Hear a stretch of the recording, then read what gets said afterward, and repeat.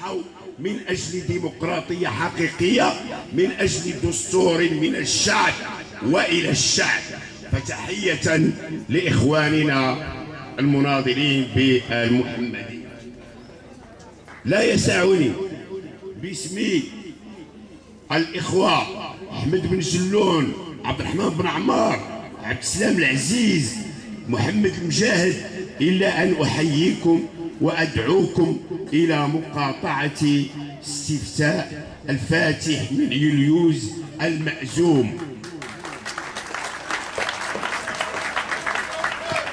ما نصوتيش ما نصوتيش ما نصوتيش ما نصوتيش ما نصوتيش ما نصوتيش.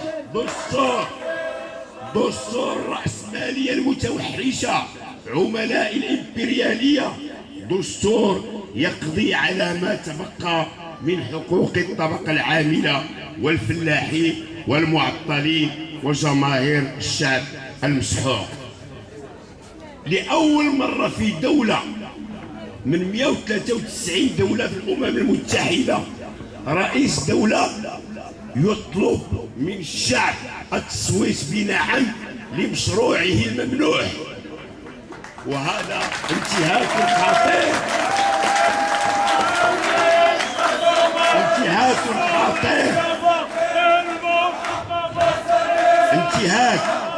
انتهاك خطير، انتهاك خطير لحرية التأسيس.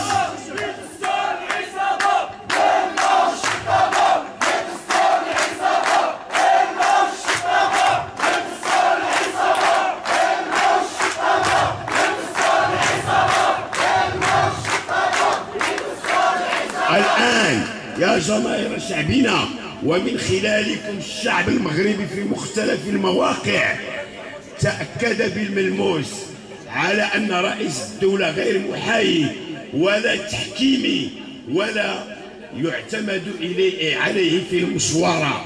لقد انحاز إلى مشروع دستور ضد أغلبية الشعب المغربي. وإذا كان يختم خطاباتي بآيات القرآن الحنيف، فأنا أرد عليه أمامكم: ربنا افتح بيننا وبين قومنا بالحق. وحنا ناسا هذا المغرب وحنا ناسا، هذا المغرب وحنا ناسا، هذا المغرب وحنا ناسا، هذا المغرب وحنا ناسا.